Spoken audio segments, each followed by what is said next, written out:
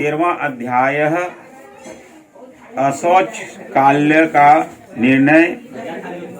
अशौच में निषिद्ध कर्म सपिंडकरण श्राद्ध, पिंड मिलन की प्रक्रिया, शय्यादान, पददान तथा गाय श्राद्ध की महिमा। बोले श्री गरुड़ जी महाराज की जय। श्री गरुड़वाच्य सह पिंडन विधि विधम च ब्रुवे सूतकस्य च निर्मणयम् शय्यादापदादानं संग्रामी तेषां च महिमां प्रभो। दुक्षण श्री भगवान वाच्य शृणोताक्षं प्रयाक्षमि सह पिंडम पिंडाय धालिखा क्रियायहम् प्रेतानां च प्रेतज्जाय यथात पितृगणे गणे विशसितं ना पिंडो मिलतोस्नोसां पीतामही शिवां दिशु नोपतिष्ठानि दानानि पत्रदन्तकयकधायः। श्री भगवान वाच्य बोले श्री गरुड़ जी महाराज की जय। बोले श्री जगन्नाथ स्वामी की जय। हे प्रभु, पिंडन की विधि, सूतक का निर्णय और शय्यादान तथा पगदान सामग्री एवं उसकी महिमा के विषय में कहिए। हे ताक्ष, हे गरुड़ जी, सपिंडकरण आदि संपूर्ण क्रियाओं के विषय में मैं बतलाता हूँ, जिसके द्वारा मृतक प्राणी प्रेत नाम को छोड़कर पितृगण में प्रवेश करता है, उसे सुनो। जिसका पिंड रुद्र स्वरूप पितामह आदि के पिंडों में नहीं मिला दिया जाता, उनको पुत्र द्वारा दिए गए अनेक प्रकार के दान प्राप्त नहीं होते। उनका पुत्र भी आधा अशुद्ध रहता है, कभी शुद्ध नहीं होता, क्योंकि सपिंड कारण के बिना सूतक की निर्मित समाप्ति नहीं होती। इसलिए पुत्र के द्वारा सूतक के अंत में पिंडन किया जाना चाहिए। मैं सभी के लिए सुकांत सूतक समाप्ति का यथोचित काल कहूँगा। ब्राह्मण 10 दिन में, क्षत्रिय 12 दिन में, वैश्य 15 दिन में और शूद्र 1 मास में शुद्ध होता है।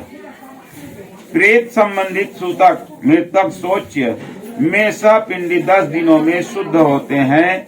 सकुलाय कुल के लोग 3 रात में शुद्ध होते हैं और गोत्रज स्थान मात्र से शुद्ध हो जाते हैं। चौथे पीढ़ी तक के बांधव 10 रात में, 5वें पीढ़ी के लोग 6 रात में, 6ठी पीढ़ी के लोग पीढ़ी के 4 दिन में और 7वें पीढ़ी के 3 दिन में, 8वें पीढ़ी के 1 दिन में, 9वें पीढ़ी के दोपहर में तथा 10वें पीढ़ी के लोग स्नान मात्र से मरण शौच और जना शौच से शुद्ध हो जाते हैं। इकर अर्थार्थ समझा? मतलब ब्राह्मण 10 दिन में सूतक समाप्ति होते, क्षत्रिय 12 दिन में और वैश्य 15 दिन में, शूद्र 1 मास में। प्रेत संबंधित सूतक जो अलग थे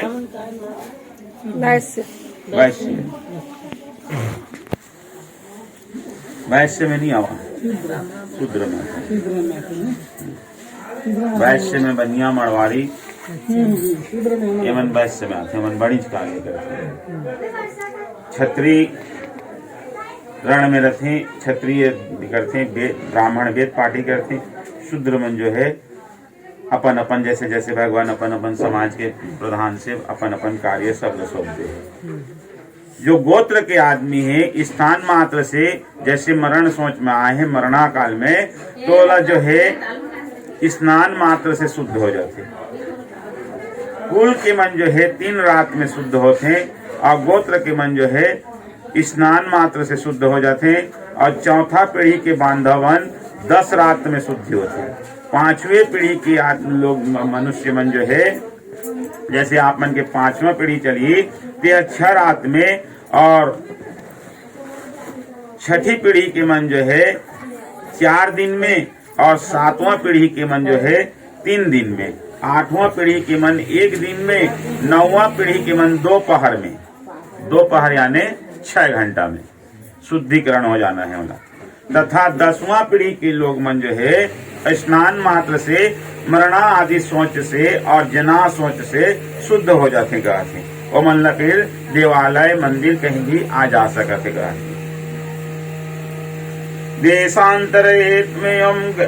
देशांतर में गया हुआ व्यक्ति अपने कुल की जना सोच या मरणा सोच के विषय का समाचार 10 दिन के अंदर सुनता है, तो 10 रात्रि बीतने में जितना समय शेष रहता है उतने समय के लिए उसे अशौच होता है। 10 दिन बीत जाने के बाद और 1 वर्ष के पहले तक ऐसा समाचार मिलने पर 3 रात तक का अशौच रहता है। संवत्सर 1 वर्ष बीत जाने पर समाचार मिले तो स्नान मात्र से शुद्धि हो जाती है।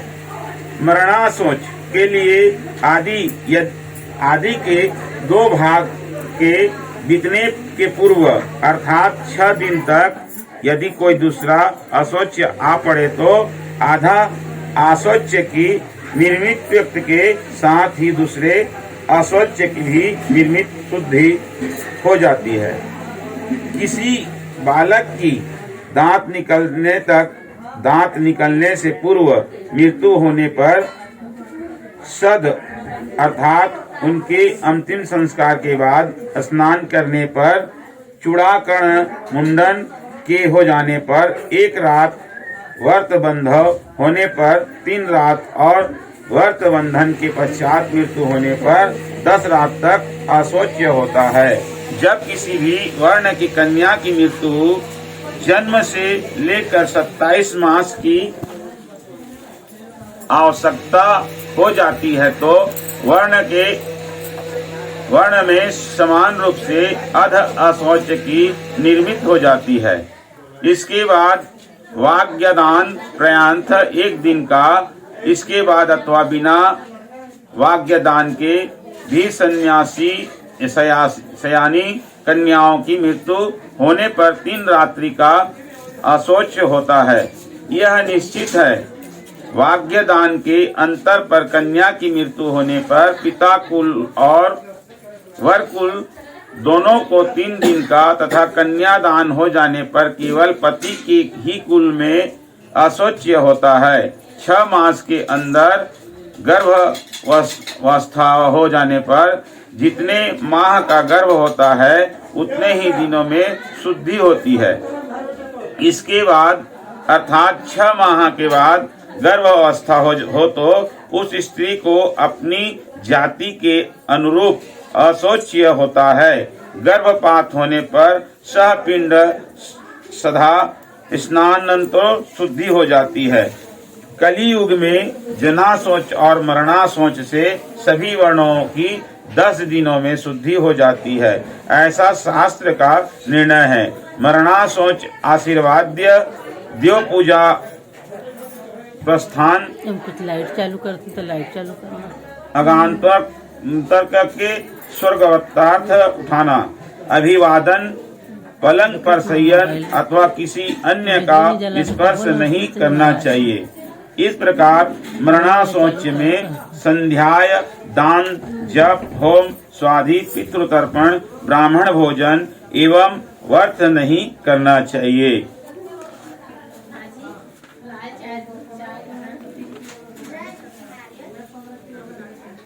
जो व्यक्ति सूतक में नित्य नैमित्तिक अथवा काम्य कर्म करता है उसके द्वारा पहले किए गए नित्य नैमित्तिक आदि कर्म वशिष्ठ हो जाते हैं।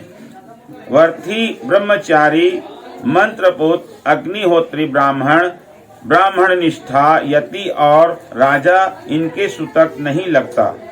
विवाह उत्सव अथवा यज्ञ में मरणाशौच हो जाने पर उस अशौच की प्रवृत्ति के पूर्व बनाया हुआ अन्य भोजन करने योग्य होता है।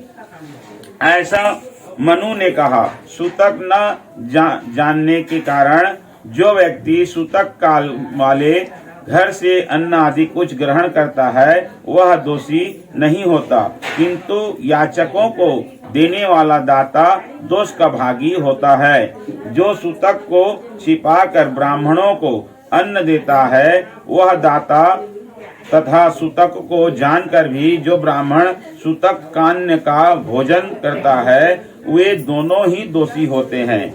इसलिए सूतक से शुद्धि प्राप्त करने के लिए पिता सपिंड श्राद्ध करना चाहिए। सब तभी वह मृत्यु पितृगणों के स्थान पितृलोक में जाता है।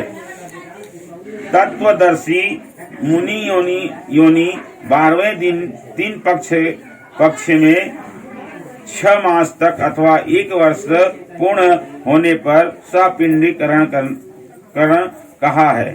हे ताक्ष, हे गरुड़, मैं शास्त्रों धर्म के अनुसार चारों वर्णों के लिए 12वें दिन ही सपिंडीकरण करने के लिए कहता हूँ। कलियुग में धार्मिक भगवान अनंतीय होने से, पुरुष की आयु क्षीण होने से और शरीर की स्थिरता तारकता के कारण 12वें दिन ही सपिंडीकरण कर लेना प्रस्तुत है। गृहस्थ के लिए मरने पर व्रत प्रबंधन, उत्सव आदि व्रत उद्यापन तथा विवाह आदि कृतक नहीं होते।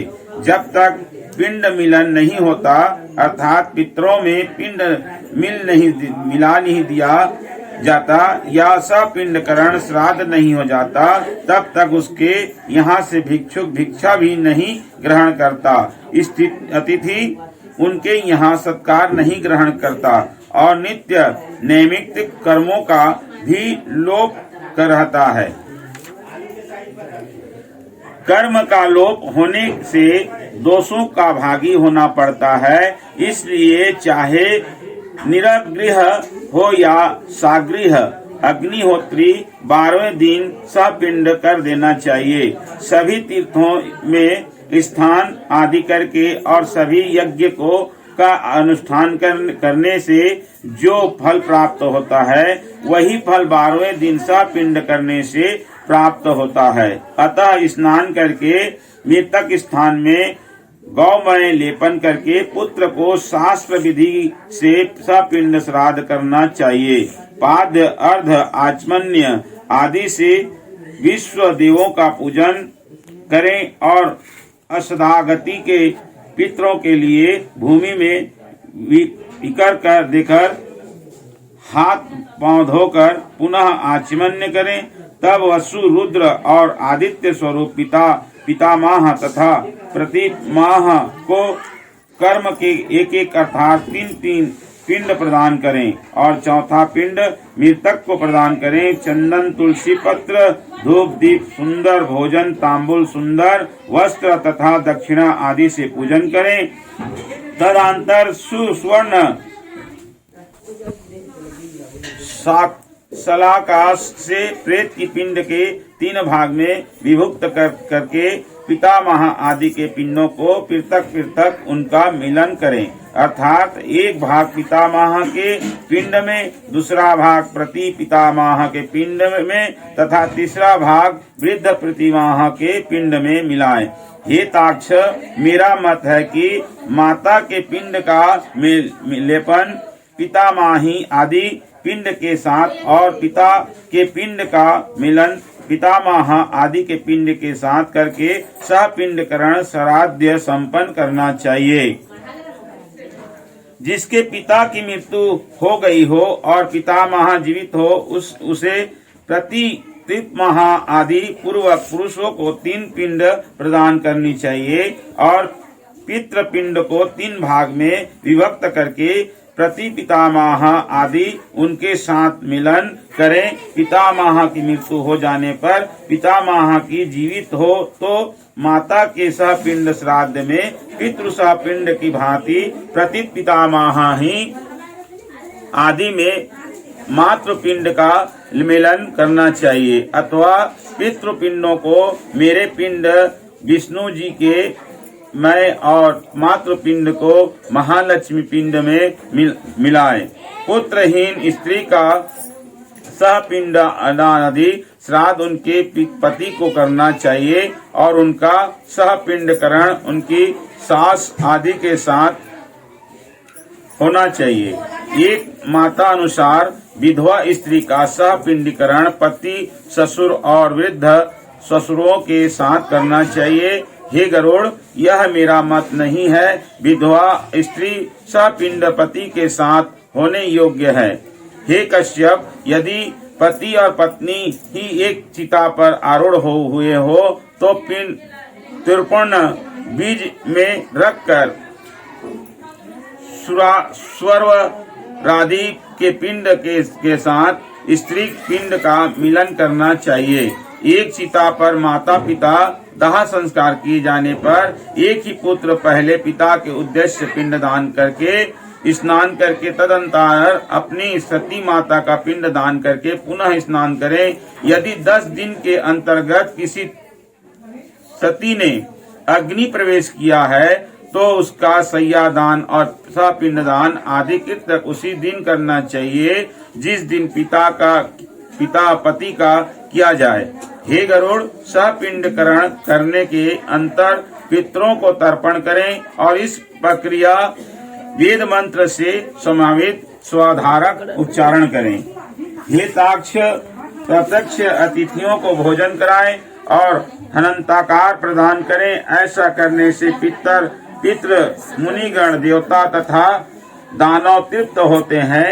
भिक्षा 1 ग्रास के बराबर होती है, पुष्क काल 4 ग्रास के बराबर होता है और 4 पुष्कलों 16 ग्रास का एक तहंतार पर होता है। सहपिंड करण में ब्राह्मणों के चरणों की पूजा चंदन अक्षत से करनी चाहिए और पितरों की अक्षय तृतीया के लिए ब्राह्मण को दान देना चाहिए।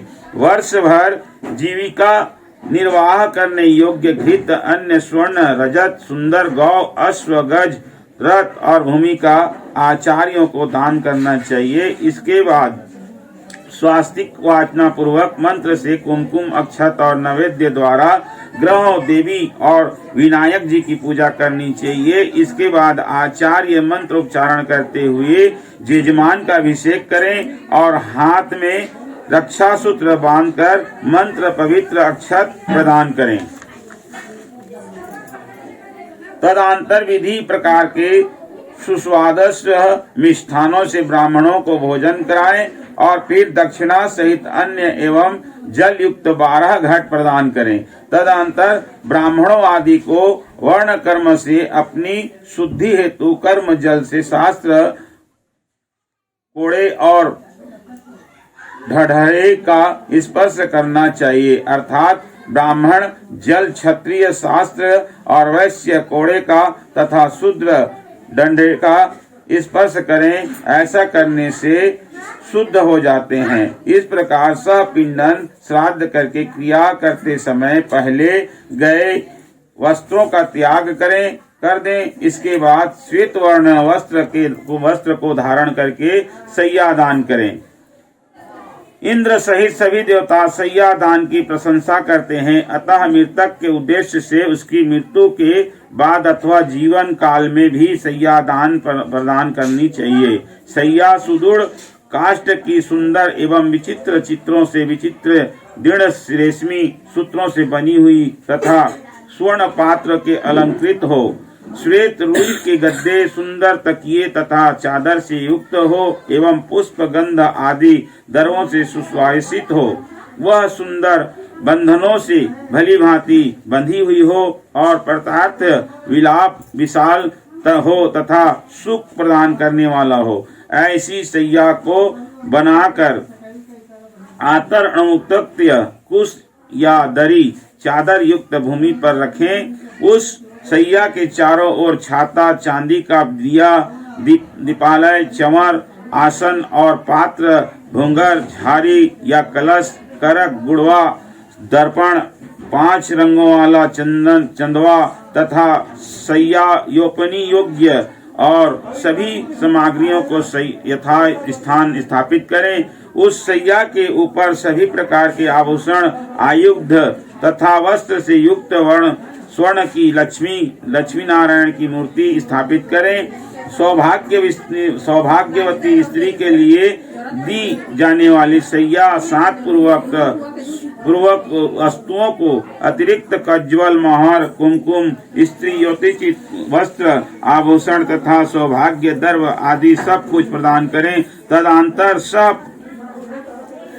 सपति की ब्राह्मणों को गंध पुष्प आदि से अलंकृत करके ब्राह्मणों को कर्णाभर अंगूठी और सोने के कंठ सूत्र विभूषित करें। उसके बाद ब्राह्मणों को साफा दुपट्टा और कुर्ता पहनाकर श्री लक्ष्मी नारायण मूर्ति के आगे सुख सैया पर बैठाएं।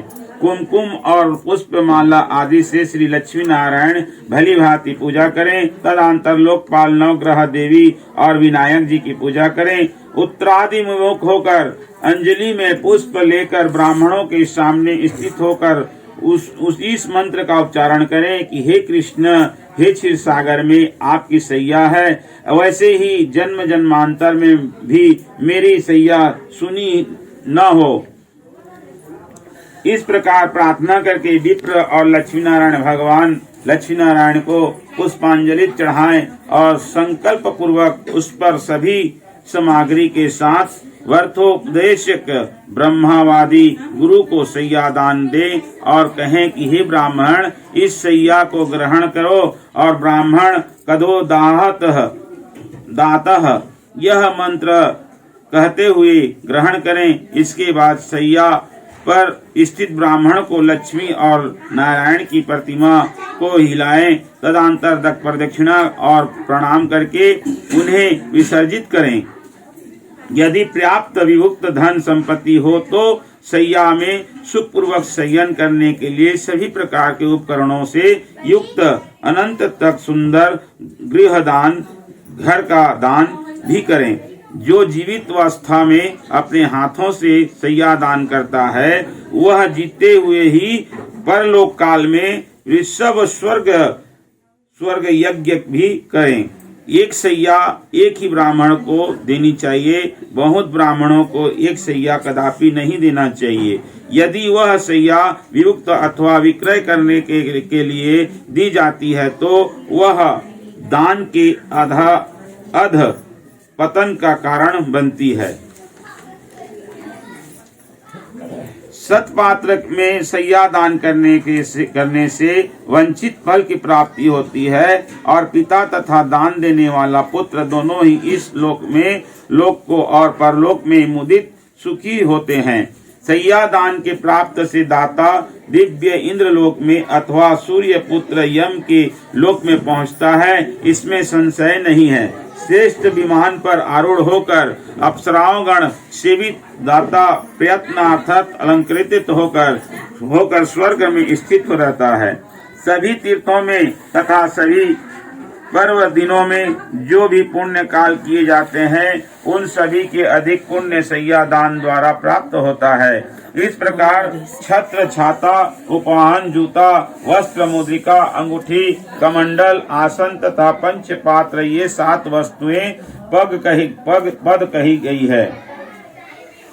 दंड पात्र, अपमान, कच्चा दान, भोजन, अर्ध पात्र और यज्ञोपति को मिलाकर पद की संपूर्णता होती है। इस प्रकार शक्ति के अनुसार 13 पदों दानों की अवस्था करके 12 दिन 13 ब्राह्मणों को पग दान करना चाहिए। इस प्रकार पग दान से धार्मिक पुरुष सद्गति को प्राप्त होता है। यम मार्ग में गए हुए जीवों के लिए पद दान सुख प्रदान करने वाला होता है। वहाँ यम मार्ग में अनंत प्रचंड आपत घमा होता है जिसमें मनुष्य जलता है। छत्र, छाता दान करने से उसके सिर पर सुंदर छाया हो जाती है। जो जूता दान करते हैं वे अनंत कंकड़ी को यमलोक के मार्ग में अप्सरों पर चढ़कर जाते हैं। हे खेचर, हे खगेश्वर, हे गरुड़, वहाँ यम मार्ग में शीत, गर्मी और आयु अनंत घोर कष्ट मिलता है। वस्त्र दान के प्रभाव से जीव सुखपूर्वक मार्गों को तय कर लेता है। यम के मार्ग में महाभयंकर और विकराल तथा काले और पीले वर्ण वाले यमदूत मुद्रिका प्रदान करने वाले जीवों को पीड़ा नहीं देते हैं। कमंडल का दान करने से अनंत धूप में परिपूर्ण, आयु रहित और जल विहीन यम मार्ग में जाने वाला वह प्यासा जो ताम्र पात्र जल पात्र देता है, उसे 1000 प्रवत दान का फल अवश्य ही प्राप्त होता है। ब्राह्मणों को समावक रूप से आसन और भोजन देने पर यम मार्ग में चलता हुआ जीव धीरे धीरे सुखपूर्वक पातिथ्य भोजन पदार्थ का उपभोग करता है। इस प्रकार सपिंड दिन विधान पूर्वक दान दे करके बहुत से ब्राह्मणों तथा चंडाल आदि को भी भोजन देना चाहिए। इसके बाद वर्ष के पूर्व ही 12वें दिन सपिंड करने पर भी प्रत्येक मास में जल कुंभ और पिंड दान करना चाहिए। हे खग, प्रेत कार्य को छोड़कर अन्य किसी कर्म का पुनः अनुष्ठान नहीं किया जाता है, किंतु प्रेत की अक्षय तृप्तिका के लिए पुनः पुनः पिंड दान करना चाहिए।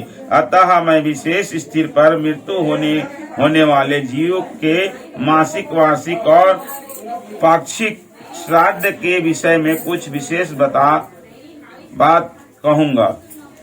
पूर्णमासी स्थिर पर जो मरता है उसका उन मासिक श्राद्ध चतुर्थी तिथियों को होता है, और जिसकी मृत्यु चतुर्थी को हुई है उसका उन मासिक के श्राद्ध नौमी तिथि को होता है, और नौमी तिथि को जिसकी मृत्यु हुई है उसका उपमानसिक श्राद्ध रिक्त तिथि चतुर्दशी को होता है। इस प्रकार प्रक्षिक श्राद्ध 20वें दिन करना चाहिए। यदि एक ही मास में 2 संक्रांति हो तो 2 महीनों का श्राद्ध मल मास में ही करना चाहिए। यदि एक ही मास में 2 मास हो तो उस मास के ही वे दोनों पक्ष और वे ही 30 तिथियों और दोनों महीनों का मानी जाएगी।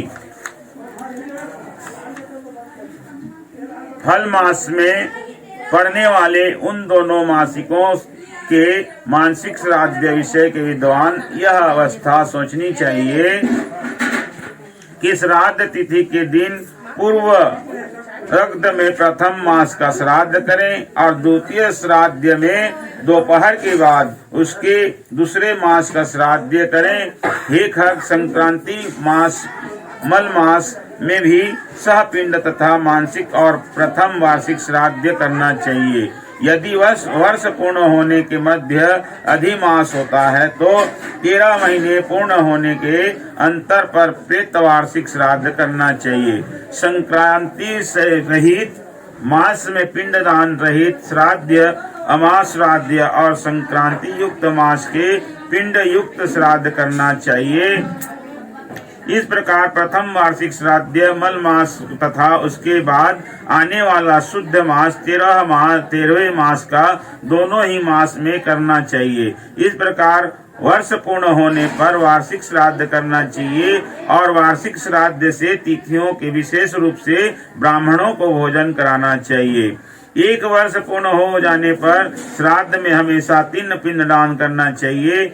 एको दृष्टि श्राद्ध नहीं करना चाहिए। तिथियों तथा ग्रहणों में किया जाने वाला पितृ श्राद्ध वर्ष के अंदर ही करना चाहिए।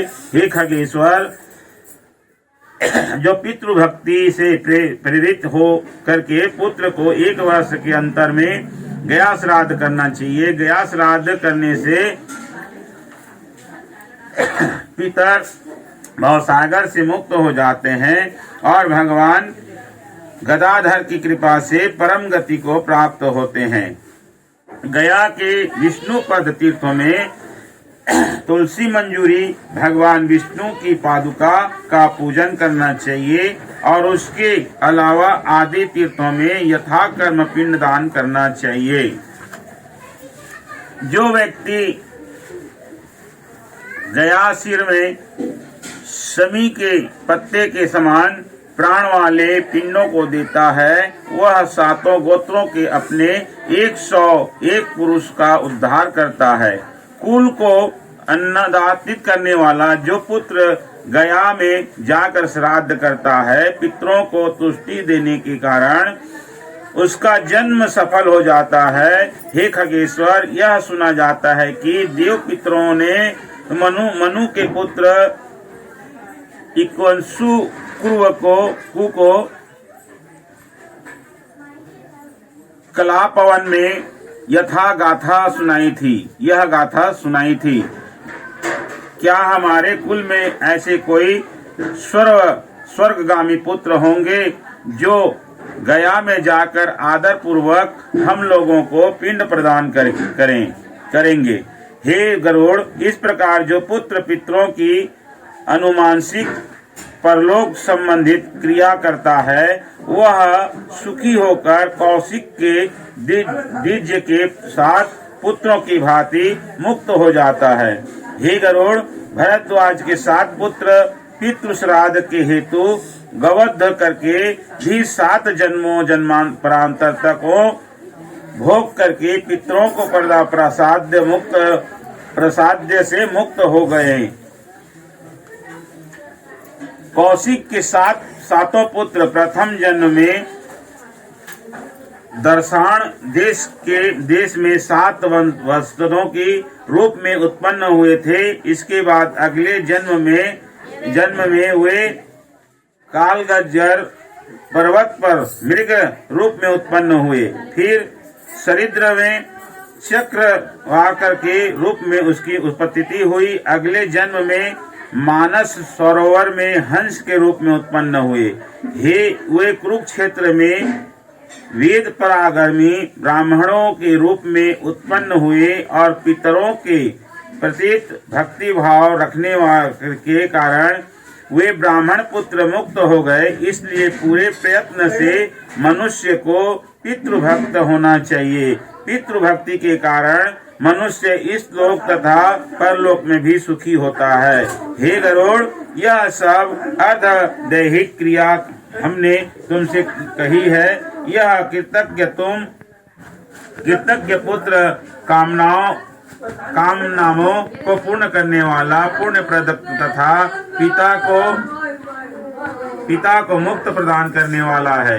जो कोई भी निर्धन मनुष्य भी इस कथा को सुनता है, वह भी पाप से मुक्त होकर पितरों के निर्मित दिए जाने वाले दान का फल प्राप्त करता है। जो मनुष्य मेरे द्वारा कहे गए श्राद्ध एवं दानों को विधि पूर्वक करता है और गरुड़ पुराण की कथाओं को सुनता है, उसके फलों को सुनो। प्रदान करते पिता उसको सत्य पुत्र प्रदान करता है। पितामह उसे गोधन देते हैं। उसके पितामह उसे बहुविधि धन संपत्ति प्रदान करते हैं और वृद्ध पितामह तृप्त होकर विपुल अन्न आदि प्रदान करते हैं।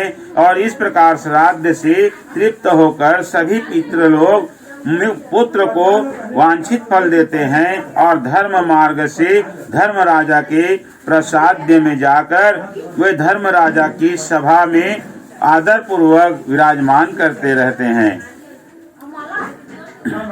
इस प्रकार श्री विष्णु जी ने अर्धदैहिक श्राद्ध दान आदि विषय का महत्व सुनाकर गरुड़ जी को अपार हर्ष हुआ है। इति श्री गरुड़ पुराणस्य 13th संपूर्णः। बोले श्री गरुड़ जी महाराज की जय। बोले श्री जगन्नाथ स्वामी की जय।